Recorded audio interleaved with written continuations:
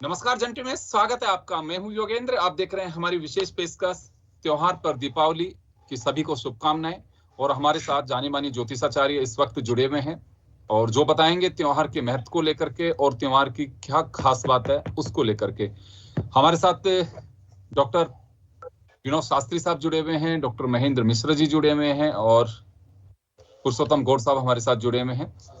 शास्त्री साहब, आपके पास आना चाहूंगा। अगर हम बात करें त्योहारी महत्व की, तो हर बार त्योहार होता है, इसमें अलग कुछ नहीं होता, लेकिन हर बार कुछ स्थितियां बदलती है नक्षत्रों की, ग्रहों की। इस बार कुछ अलग संयोग की बात है। हर बार के त्योहार में अलग अलग संयोग रहते हैं और जो संयोग होता है वो पहली बार आता है। जैसे इस बार भी जो संयोग बने हुए हैं ग्रह योगों के, तिथि वार नक्षत्र के, तिथि और जो वार के योग तो कई बार आ जाते हैं, लेकिन जो ग्रहों के चक्र घूमते हैं गोचर में उनकी स्थितियां योग बनाती है। त्रिपुष्कर योग हो या अन्य जो कारक योग हैं जितने भी और प्राकृत योग हैं, तो अभी जो प्राकृत योग बने हुए हैं वो अद्भुत योग बने हुए हैं और वो विश्व को और आम जन का एक कल्याण करने का संकेत देते हैं। वैसे तो जो अभी दीपावली होती है वो वैसे ही कल्याणकारी पर्व है और ये महापर्व है लक्ष्मी पूजन का। जो योग सुयोग इन सभी का इसमें समावेश बना हुआ है। वैसे लक्ष्मी का खासतौर से आज के समय में जब ये कोरोना काल के बाद में जो ये महालक्ष्मी का पूजन हो रहा है, ये देश और दुनिया में जो ये पूजन किया जा रहा है, तो लक्ष्मी के संदर्भ में हम पूजा करते हैं उस मुद्रा की, सोने चांदी तांबे पीतल की। पर लक्ष्मी की है वो लक्ष्मी दो तरह की हैं। एक तो श्री, जैसे कहा ना, शीश चते लक्ष्मी च पत्नियों, कि दो है, एक तो श्री और एक लक्ष्मी। लक्ष्मी बिना श्री के श्रेष्ठ नहीं मानी जाती है। तो श्री जो होती है वो होती है एक लक्ष्मी विष्णु की अर्धांगिनी, भगवान विष्णु के साथ गरुड़ वाहिनी होती है। और एक लक्ष्मी होती है उल्लूक वाहिनी है, उल्लू पर बैठती है। जो उल्लू पर बैठती है वो अंधकार चाहती है, कंदरा में रहती है, आम जन के बीच में नहीं रहती और एकांत चाहती है। और जो गरुड़ वाहिनी है वो आम जन के लिए, परिवार के लिए, व्यापार के लिए, सबके सामने उपस्थित रहती है। ठीक वैसे ही ये पुरातन काल से, वैदिक काल से ये चीज चली आ रही है। आजकल भी दो तरह की लक्ष्मी होती है, एक व्हाइट मनी, एक ब्लैक मनी। जो व्हाइट मनी है वो तो है गरुड़ वाहिनी लक्ष्मी, और जो ब्लैक मनी है वो है उल्लूक वाहिनी लक्ष्मी, जो उल्लू पर बैठती है, जो अंधकार चाहती है, काला धन जिसको कहते हैं। तो अभी जो पूजा करते हैं पूजा होती है लक्ष्मी की, वो गरुड़ वाहिनी लक्ष्मी की पूजा होती है, जो समृद्धि प्रदान करती है। बिल्कुल। गौड़ साहब, आपके पास आना चाहूंगा। 5 दिन का दीपोत्सव, और जिसको हम समय समय पर दर्शकों के पास में लेकर के जा रहे हैं, लेकिन अब हम उस स्टेज पे पहुंच गए हैं दीपावली के पास कि उसका अपना एक महत्व है। यहाँ एक बात मैं जानना चाहूंगा, रूप चतुर्दशी, धनतेरस, रूप चतुर्दशी और उसके बाद दीपावली, तो एक इनका कोलैबोरेशन क्या है कि तीनों का? देखिए, ये बात सही है कि रूप चतुर्दशी और छोटी दिवाली जिसको हम कहते हैं, आज जो रूप चतुर्दशी का पर्व है इसको नरक चतुर्दशी के रूप में भी देखते हैं। और नरक चतुर्दशी जो नरक चौदश की भी कही जाती है, इसलिए कही जाती है कि भगवान श्री कृष्ण ने राक्षस राज नरकासुर का वध कर संसार को उसके भय से आज के दिन मुक्त किया था। तो उसी दिन से उस संध्या के समय जो यहाँ दीपक जलाए जाते हैं वो नरक का सुर के वध का भगवान कृष्ण जो किया, इसे नरक चतुर्दशी भी इसको कहते हैं। साथ में देखिए, जो आप बात कर रहे हैं दीपावली की बात की, यहाँ जो शुभारंभ हो जाता है, जैसे आपने कल एक बात कही थी कि यम से रक्षा के लिए दीपक जलाते हैं, तो नरक चतुर्दशी आज है। और तो घरों में जब दीपक जलाते हैं छोटी दिवाली के रूप में, शाम के वक्त दीपक लेकर घूमने के बाद जो बाहर रखते हैं, यमराज के लिए तेल का दीपक जलाते हैं और अकाल मृत्यु इससे टल जाती है। ऐसा माना जाता है कि दिवाली को सौंदर्य प्राप्ति के साथ में आयु की प्राप्ति भी होती है। भगवान श्री कृष्ण की उपासना भी आज के दिन की जाती है। और भगवान श्री कृष्ण के साथ में आपको बता दें कि आज हनुमान जी की भी पूजा की जाती है। हनुमान जी की इसलिए कि आज जो हनुमान उपासक हैं, खासतौर पर हनुमान जी का जन्म उत्सव के रूप में देखते हैं। कार्तिक मास की कृष्ण पक्ष की चतुर्दशी को हनुमान जी का जन्मदिन मानते हैं। और हनुमान जयंती के दिन तो है, लेकिन आज के दिन भी इसको छोटी दिवाली दिन पूजा करते हैं। और रहा सवाल रूप चतुर्दशी का, तो रूप चतुर्दशी के दिन माता बहन सजने संवरने के लिए पार्लर जाती है। और लक्ष्मी के रूप में हम यूं कहें कि घर की लक्ष्मी धर्म पत्नी होती है। और वो लक्ष्मी के रूप में जब सज दंवर करके अपने, कल आदरणीय विनोद शास्त्री जी ने कल कहा था कि व्यक्ति को सफाई करे मगर मन के मैल की भी सफाई करे।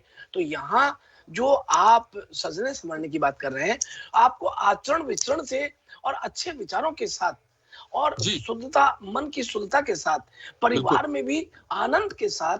और साथ दीपावली के साथ अगर इसको कनेक्ट करना चाहें हम, जैसे हमने बात की कि धनतेरस की बात कर ली, हमने रूप चतुर्दशी की भी की, अब इसको दीपावली के साथ अगर कनेक्ट करके देखें तो आपस में एक दूसरे का संबंध क्या है इनमें? हाँ बिल्कुल, देखिए ये जो हम धनतेरस से बात करते हैं कि धनतेरस से लेकर के और ये पंचदीप उत्सव पर्व जो होता है ये धनतेरस से शुरू होता है। तो दीपावली से कनेक्ट है। आज छोटी दीपावली यानी महालक्ष्मी का पूजन हो रहा है। कल हम धनतेरस यानी कुबेर भगवान की पूजा कर रहे हैं। आज लक्ष्मी का आगमन के लिए जैसे होता ना कि हम किसी भी फंक्शन को कर रहे हैं, उससे पहले फेरे, तेल हो गए, फिर मांडा, फिर फेरे। तो उसी तरह से ये हमारा एक प्रोग्राम को सेलिब्रेट करने का ये 5 दिवसीय जो उत्सव है, इसमें एक ही है, कार्तिक मास है। और आज रूप चतुर्दशी के साथ में कहना चाहूंगा कि ये महाशिवरात्रि भी होती है। जैसे धनतेरस को कल प्रदोष था, आज महाशिवरात्रि भगवान शिव के भक्तों के लिए भी, हनुमान जी के उपासकों के लिए भी, कृष्ण के उपासकों के लिए भी। तो खास तौर पर ये 5 दिवसीय जो उत्सव पर्व होता है, ये माँ लक्ष्मी और भगवान विष्णु और संपूर्ण अपने जो भाव है उसके साथ में जब पूजन अर्चन करते हैं तो उसका आनंद मिलता है। इसी के साथ जैसे हम कहते हैं कि हम देवता के लिए दीपदान करते हैं, तो आज आयु की रक्षा भी होती है, साथ में आप अच्छे स्वास्थ्य के लिए कामना भी करते हैं, दीर्घ आयु की कामना भी करते हैं। बिल्कुल, वापस आ रहा हूँ आपके पास में मैं महेंद्र मिश्र साहब के पास में। डॉक्टर साहब आपके पास आना चाहूंगा। मैं यहाँ ही जानना चाहूंगा कि जैसे शास्त्री साहब ने कहा कि हर बार संयोग अलग होता है दीपावली में, नक्षत्र ग्रह, क्योंकि समय और तिथि के हिसाब से वो हमेशा नहीं रहती, हर बार बदलता है। तो इस बार क्या खास कह सकते हैं हम दीपावली पर? देखिए, वैसे तो जैसे गुरुजी ने कहा है कि हर बार हर तरह के नवीन संयोग होते हैं और हर बार नवीनता को लिए होते हैं, क्योंकि रिपीट कभी भी नहीं होता है। कुछ न कुछ तिथिवार नक्षत्र योग करण में कुछ न कुछ चेंजेज होते ही हैं। जैसे तिथि फिक्स है, तिथि के हिसाब से सारी चीजें चलती हैं, लेकिन नक्षत्र अलग हो सकता है, वार अलग हो सकता है। तो इस बार वैसे तो हमेशा ही खास रहता है, लेकिन जैसे इस बार आज बुधवार और चतुर्दशी का संयोग है, हस्त नक्षत्र है, विष्कुंभ योग है, विष्कुंभ योग है, वाणिज्य करण है। तो यह एक अद्भुत संयोग है। इस दिन साधना का एक विशेष महत्व होता है। और जो पंच दीपोत्सव की जो आप कोलैबोरेशन की बात कर रहे थे, तो यह एक महज संयोग ही नहीं है। हमारे ऋषि मुनियों ने जो ये पंच दीपोत्सव का जो 5 दिवसीय जो दीपोत्सव है, इसका एक अद्भुत संयोग भी है। क्योंकि आद्य काल से, जैसे समुद्र मंथन के समय से सबसे पहले धन्वंतरी जी, चतुर्दश रत्नों में धन्वंतरी जी का प्राकट्य हुआ त्रयोदशी को। फिर अलग अलग, जैसे अमृत से पहले विष निकला, उसी प्रकार से लक्ष्मी को प्राप्त करने से पहले भी, जैसे कल गुरुदेव ने बताया था कि धूमावती जो है उसको बाहर करते हैं, एक हमारे अंदर या बाह्य जो अशुद्धि है उसका त्यागते हैं, उसको बाहर निकालते हैं। फिर ततश्चाविर्भूत साक्षात् श्री रमा लक्ष्मी परा, ततश्चाविर्भूत साक्षात् श्री रमा लक्ष्मी परा, रंजयंती दिशकांत्या विद्युत सौदामनी यथा, ततश्चाविर्भूत साक्षात् श्री रमा भगवत परा, रंजयंती दिशकांत्या विद्युत सौदामनी यथा। तो जिस प्रकार से अमृत से पहले विष, उसी प्रकार से हमारे जो वास्तविकता में लक्ष्मी प्राप्त करनी है, लक्ष्मी की प्राप्ति करनी है, तो पहले आप मन को शुद्ध करें। मन को शुद्ध किस प्रकार से करें? मन को शुद्ध करने से आंतरिक जो आप उसको किसी भी प्रकार से मन है कि काम क्रोध मोह लोभ द्वेष राग द्वेष जो भी है उनका त्याग करें और अंदर से मजबूत बने। धन्वंतरी की जो है त्रयोदशी का जो है महत्व है वो अंदर से सौष्ठव प्राप्त करने का है। फिर रूप चतुर्दशी मतलब आप बाह्य सुंदरता, पहले अंदर की सुंदरता, फिर बाह्य सुंदरता, और फिर ततश्चाविर्भूत साक्षात श्री रमा लक्ष्मी प्रा के फिर लक्ष्मी की प्राप्ति होगी। कर्म उसी प्रकार के कर्म करें, पहले अंदर से शुद्ध, फिर बाहर से शुद्ध, फिर लक्ष्मी प्राप्ति हुई। फिर लक्ष्मी प्राप्ति जब हो जाएगी फिर आता है गोवर्धन पूजा। गोवर्धन पूजा के जैसे भगवान ने कर्म का दिया है कि कर्म के बगैर तो कुछ भी सिद्धि नहीं होती है, उसी प्रकार के कर्म करेंगे। नियतम कुरु कर्मत्वम कर्मज्ञायो यह कर्मणा शरीर यात्रा पेक्षतेन प्रसिद्धियत कर्मणा। तो उस प्रकार के कर्म करते हुए फिर पर्यावरण की रक्षा है, जैसे गौ गंगा गीता इनकी रक्षा है, पर्यावरण की रक्षा है। पर्वत गोवर्धन की पूजा क्यों करते हैं? प्रकृति का संरक्षण के लिए। तो जो आप स्वयं शुद्ध हुए, स्वयं स्वस्थ रहे, फिर आपने लक्ष्मी का अर्जन किया, फिर उसको परार्थ कार्य में लगाया।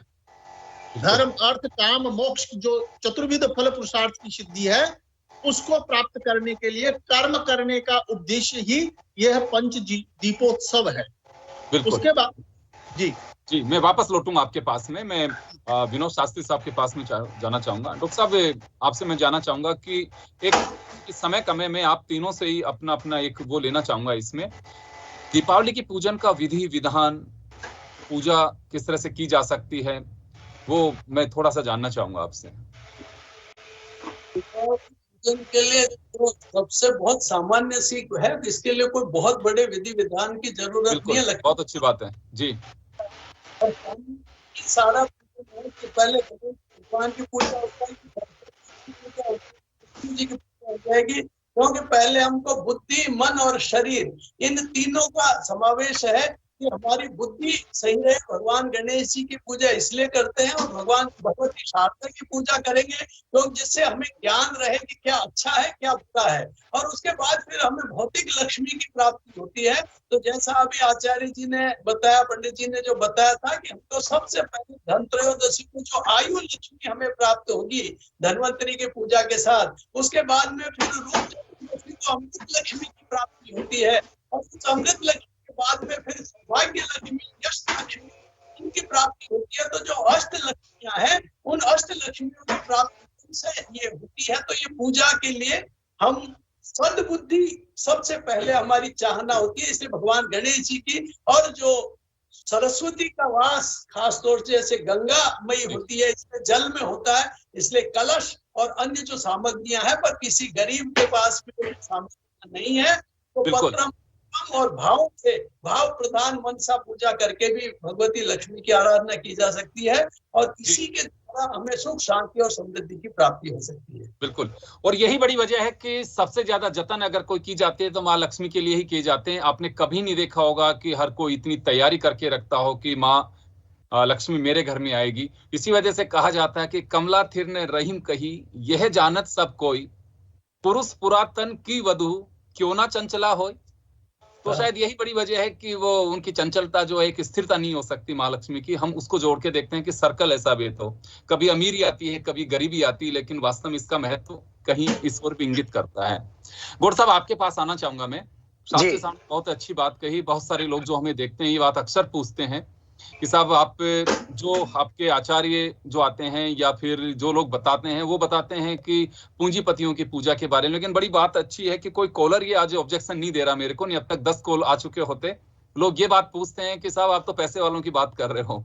ग्राउंड रियलिटी की जो बात अभी शास्त्री साहब ने बताई, निश्चित रूप से हर कोई वो सुनना भी चाहता है कि पूजा कैसे की जा सकती है। मैं आपसे भी जानना चाहूंगा कि हर तबका पूजा करता है, उपासना करता है, लेकिन किस किस तरह से पूजा का विधान अलग है कि कब पूजा कर सकते हैं, कैसे कर सकते हैं, वो थोड़ा सा हम आपसे भी जानना चाहेंगे। देखिए ये बात सही है कि पूजा केवल भाव और विश्वास के साथ और श्रद्धा से होती है। भावे ही देवा वित्ते तस्मात् भावे ही कारणम। भगवान का या महालक्ष्मी का, देवी का आगमन आपके भाव से है।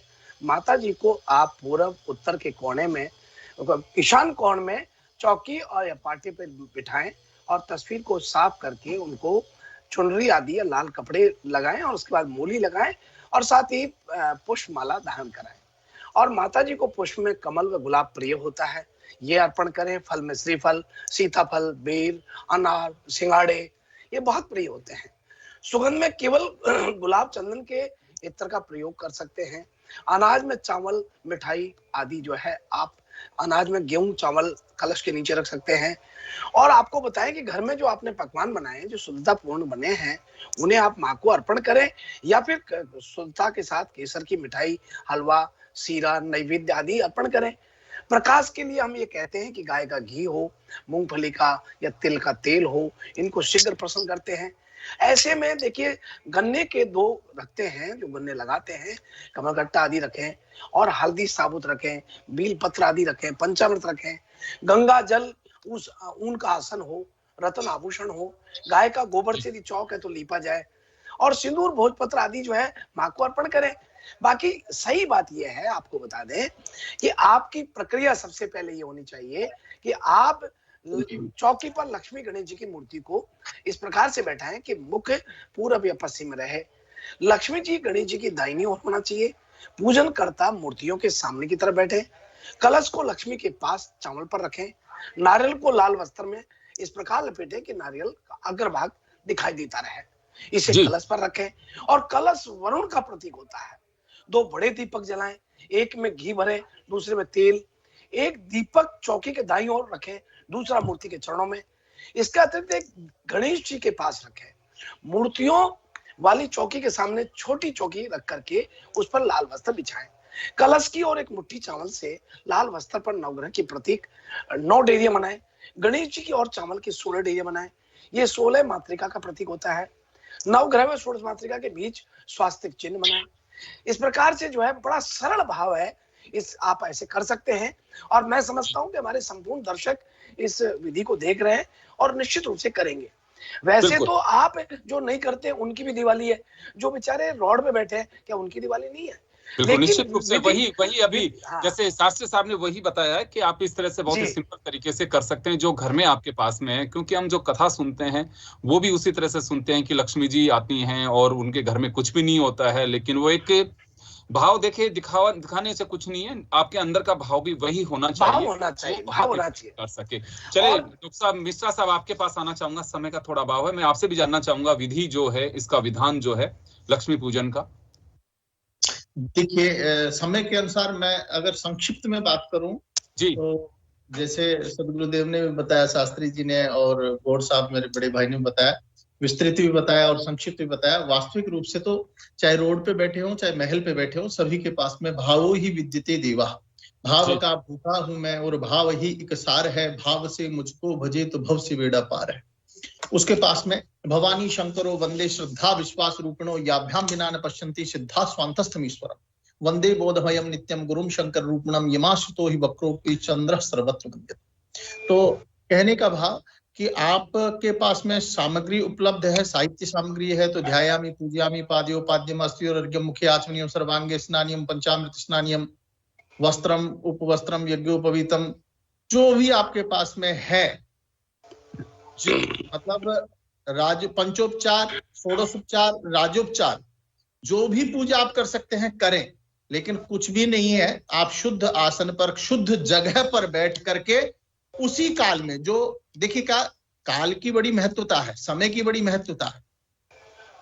समय, उसी समय पर बैठ करके कहीं पर भी, जहां भी आप हैं, हर जगह मंदिर है, हर जगह भगवान है, आप जहां भी हैं वहां शुद्ध होकर के बैठ करके आप भाव से, मन से मानसिक पूजा करेंगे तो भी वही फल प्राप्ति है जो आप साहित्य सामग्री से पूजन करते हैं। पहली बात। दूसरी बात यह है, जो भी उपलब्धता है, जो भी पत्रम पुष्पम फलम तोयम रत्नानि विविधानि, जो भी आपके पास में उपलब्धता है वह भाव से चढ़ाए। मूर्ति है नहीं है, आप मानसिक मूर्ति का ध्यान करें। और आप जिस स्थिति में, जैसे कहीं हॉस्पिटल में है, तो कहीं कोई ट्रेवलिंग कर रहा है, कहीं कोई क्या है, आप जिस स्थिति में भी हैं वहां उस मुहूर्त में, जो मुहूर्त, जिस समय, जो काल खंड जो पूजा का है, त्रयोदशी का या रूप चतुर्दशी का या दीपावली का, गोवर्धन का, या जो भी आप जो भी त्योहार मनाते हैं, उस त्योहार में उस अमुक समय पर आप जिस स्थिति में हैं वहां शुद्ध हो करके, तन मन से शुद्ध हो करके, और भगवान का जिस स्थिति में भी पूजन कर सके वो पूजन करें, लेकिन करना आवश्यक है और भाव से करना आवश्यक है। जी बिल्कुल। सबसे बड़ी बात निश्चित रूप से रिजल्ट की अगर हम बात करें तो भाव होता है उपासना का। आप भाव क्या है आपका भाव वही होना चाहिए। और ये बात बहुत अच्छी लगी कि जब 2 दिन से हम चर्चा कर रहे थे, तमाम हमारे जो ज्योतिषाचार्य उन्होंने कहा कि सबसे बड़ी जो बात है वर्तमान युग में उसकी जरूरत है कि आपको आपके मलिनता, जो मन का मैल है, उसको निकालना जरूरी है। तभी आपका दीपक सार्थक होगा, आपकी रूप चतुर्दशी सार्थक होगी और आपकी दीपावली सार्थक होगी। माँ भगवती, माँ लक्ष्मी, माँ सरस्वती, वो निश्चित रूप से, अगर आपको ये इस बात का एहसास है कि कोई तीसरी ताकत ऐसी है जो आपके मन के भाव को देख पा रही है, आपको देख रही है, तो निश्चित रूप से मान के चले कि जरूर है। और आप अगर अपना मन स्वस्थ रखेंगे तो निश्चित रूप से आप मान के चले कि आप स्वस्थ रहेंगे, एनवायरनमेंट स्वस्थ रहेगा। तो तमाम पहलुओं को लेकर के हमें ध्यान देने की आवश्यकता है। तो चलिए, आप सभी को शुभ दीपावली और बहुत बहुत शुक्रिया आपका। हमारे साथ हमारे जो ज्योतिषाचार्य जुड़े, उन सभी का बहुत बहुत आभार। और हमारी विशेष पेशकश में इतना ही। दीजिए इजाजत। नमस्कार। योगेंद्र जी।